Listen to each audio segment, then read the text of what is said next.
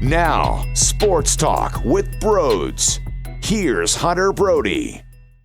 That was awful. That was so pathetic, so bad. And realistically, shame on us for buying into this new Philadelphia 76ers. Right now, granted, it's one game, but we believe that this whole new system with Ben Simmons off the ball, he's going to be shooting threes. Although, I didn't believe it even after that first three-pointer that he attempted in the first exhibition game. And even after the second shot, which he made, even after that, I still didn't believe it because I've seen him do that so many times and not follow it up with shooting jump shots. So, moral of the story is, shame on us for believing Shake Milton would be able to just step in and be efficient in this starting rotation. He was trash. He was abysmal. He was fighting with Joel Embiid on the bench. I mean, where do we begin? TJ Warren drops 53 points, right? That is an embarrassment. Al Horford, minus 26 in this basketball game.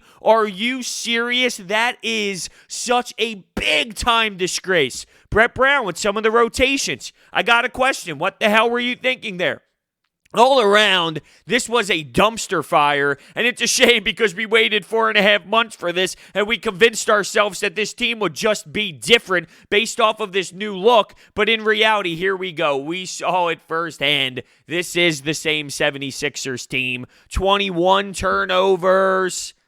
You know, you got Joel Embiid giving you 41 and 21, and he was a straight-up monster. He was plus 21 on the night. So it seems like nothing has changed from last year to this year when it comes to the backup center position. This is a huge failure, this Al Horford contract situation. Plus 21 Joel Embiid, minus 26 for Al Horford. How can you not do anything better than that? That's horrible. It made my eyes bleed. Al Horford, come on, dude, you're better than that. You're better than that. I know you've been bad here, but you are better than that.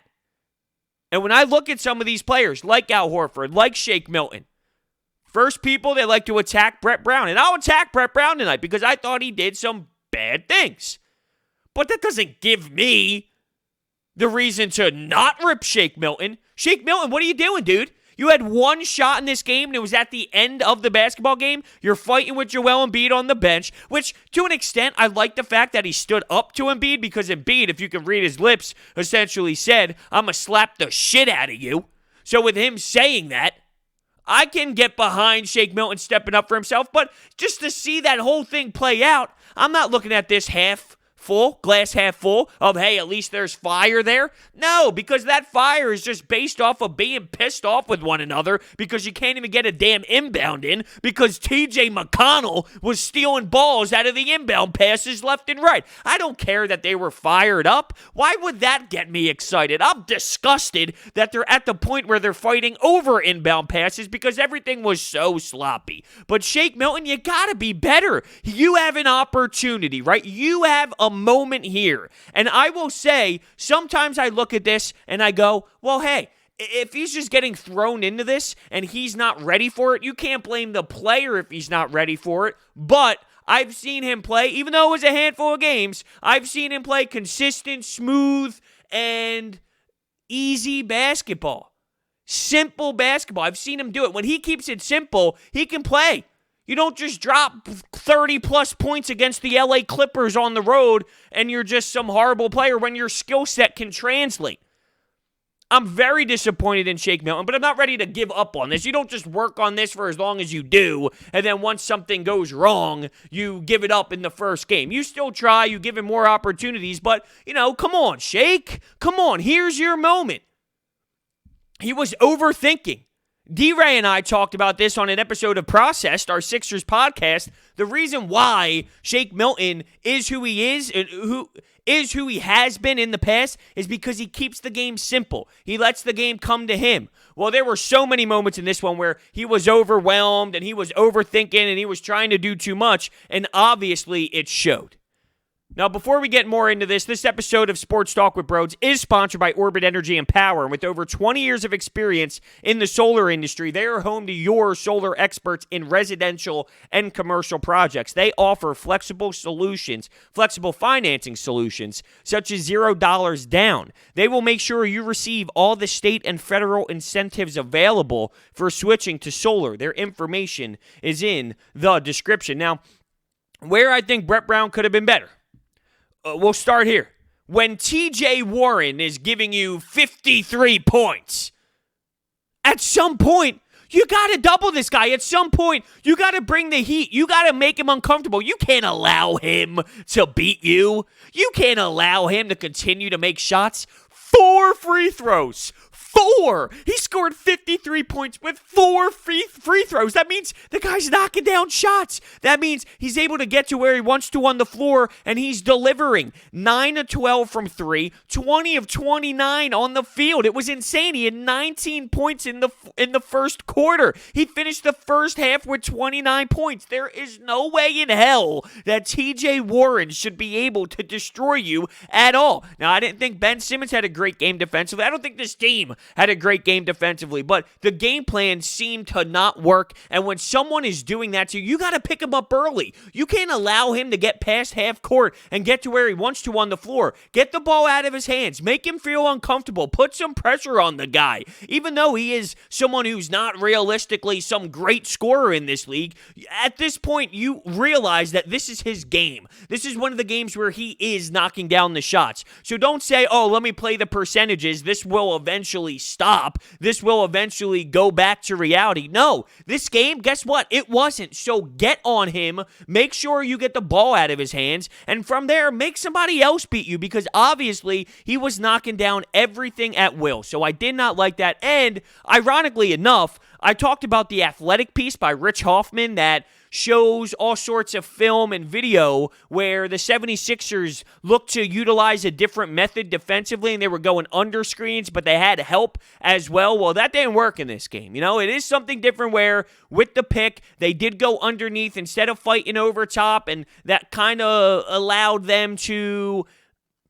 The idea is, instead of allowing them to get to the paint and get to the rim, that would force them to kind of stay outside by the perimeter. The thing is, they were still getting to the rack easily. They were still getting to the basket. And I thought the defense was atrocious. Do you know how many points they allowed in the fourth quarter? 46! 46 points to this Indiana Pacers team in the fourth quarter. That is atrocious. They didn't even have Sabonis. They didn't even have Malcolm Brogdon. And you're allowing that? Come on now. That's no good. That is no good at all. Unacceptable. Flat out unacceptable. It's a disgrace. But it's fitting. At the end of the day, this is kind of fitting for what this season has been to this point. And I've been down on the Sixers over the last week or so. My prediction was 4-4 in these 8 games. And this is a big game when it comes to the standings. It just depends on how you personally view the standings when there's no home court advantage. How much does it actually mean to this team? You can have that argument, no doubt about it. We shouldn't be surprised, though.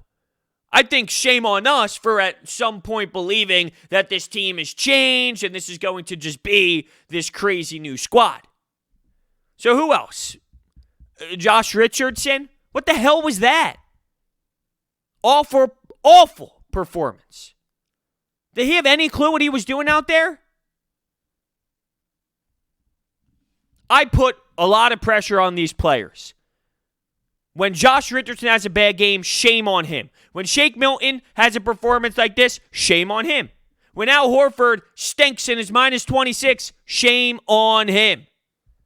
That doesn't mean the coach is not to blame, because he is. He played Raul Neto for 20-plus minutes.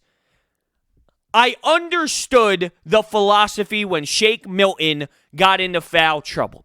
Here's the philosophy, because I know a lot of people are screaming for Alec Burks, and I think Alec Burks deserved more minutes, absolutely. But at the time when Shake Milton was getting into foul trouble and Raul Neto came into play, Shake Milton is supposed to be this player for the team right now with this new offense who runs the offense. You can put the ball in his hands and he can run something and be your traditional point guard, if you will. Alec Burks is a go-getter, point production guy, high-volume shooter, energy scorer, off the bench type of player. That doesn't fit what you wanted to get out of that Shake Milton role. So I understood the philosophy while Raul Neto got a couple minutes throughout this specific game because of this. Okay, like the logic makes sense in terms of wanting to get someone who can actually run the offense. Alec Burks doesn't run offenses. He had 4 turnovers in 12 minutes, right? So once again, I think he's got a role. I think he deserves more minutes than 12 minutes, no doubt. He gives you that spark off the bench where he can score.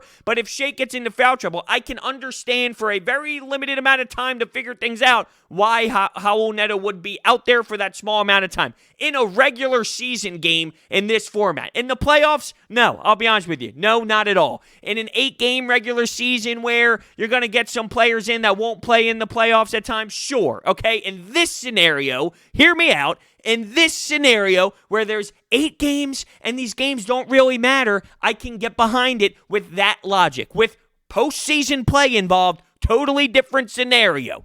Okay, now, I get that. But at times, it's like, wow, this guy should not be out here in the fourth quarter playing deep minutes. Okay, that's where I draw the line completely.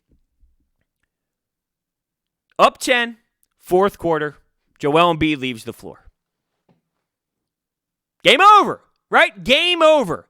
And that's where I think the coach needs to have a better feel. Joel Embiid played 34 minutes, which is ironically more minutes than I thought he was going to get because he had the calf muscle injury. You don't know what he's going to do. Is he going to play? Oh, the coach expects him to play. Play 34 minutes. A good amount of time, no doubt. But you can't take him out there in the game. That's silly. That's nonsense. That's a big mistake, right? I mean, that's just a bad mistake by the head coach, and he needs to be better than that. Absolutely. You're coming down the stretch. You're up 10 in the game.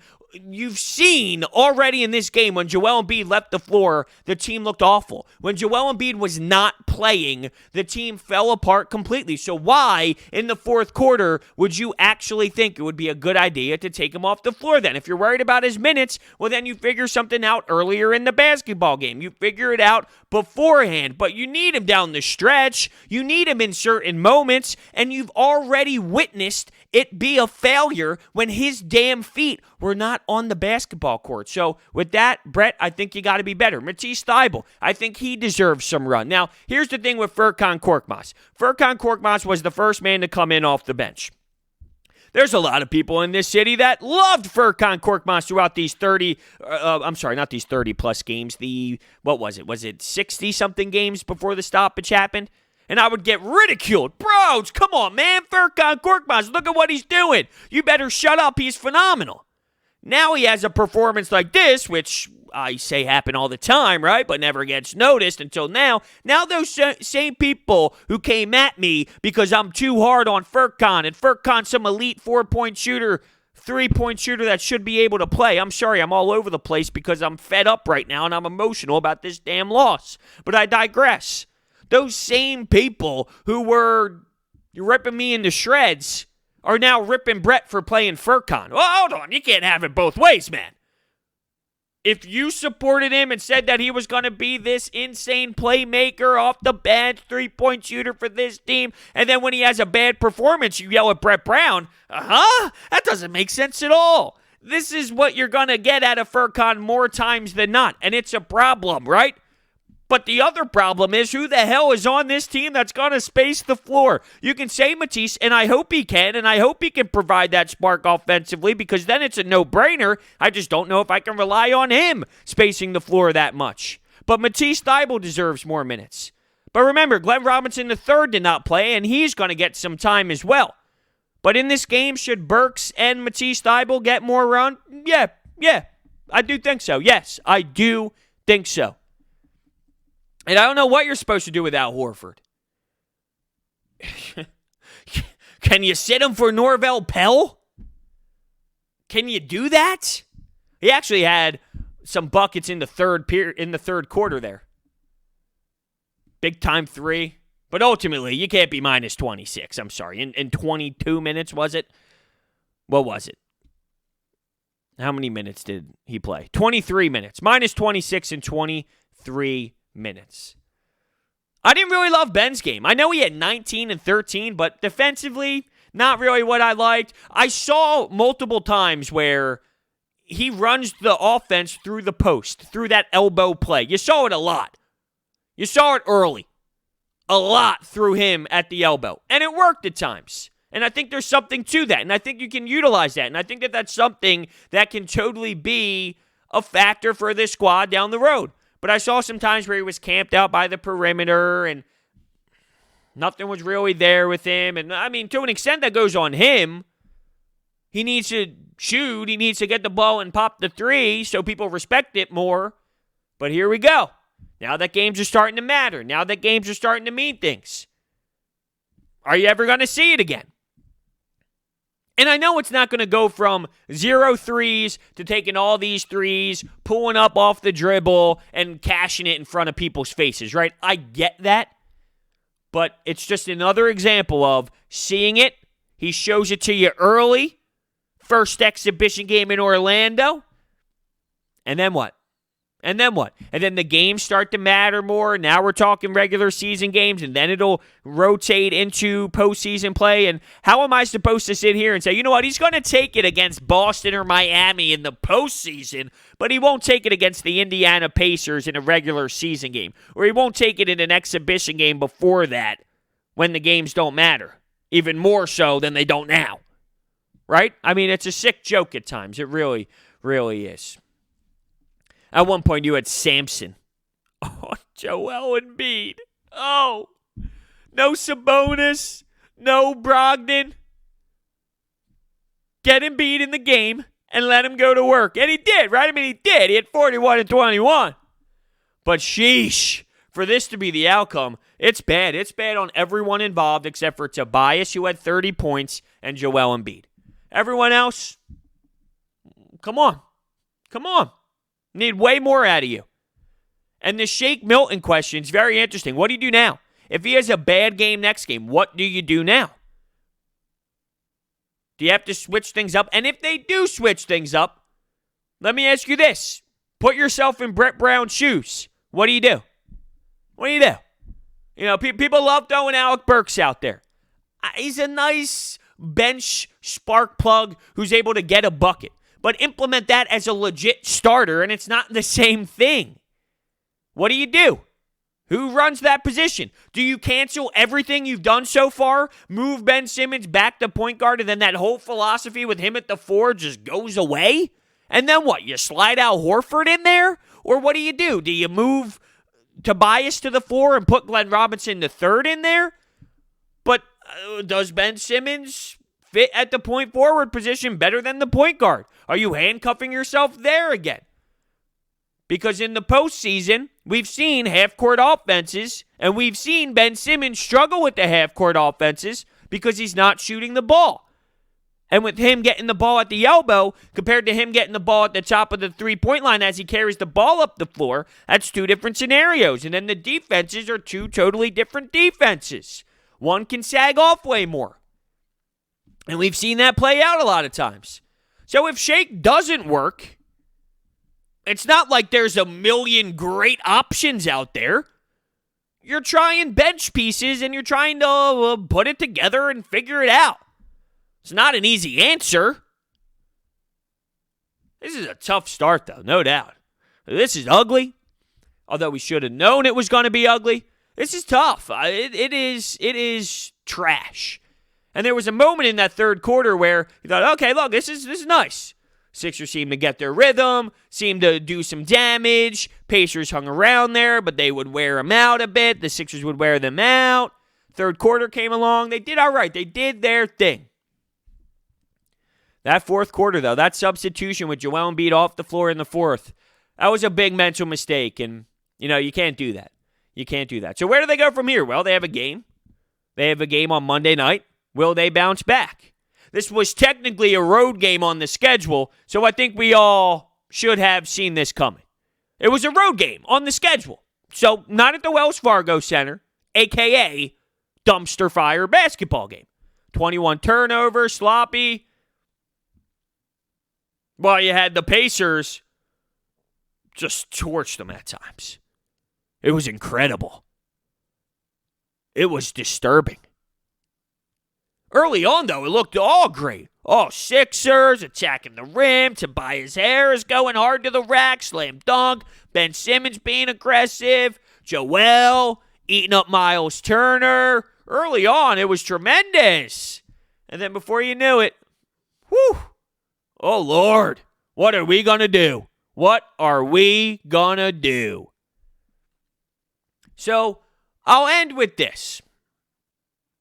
When you look at that fight that happened on the bench, it concerns me. It disturbs me.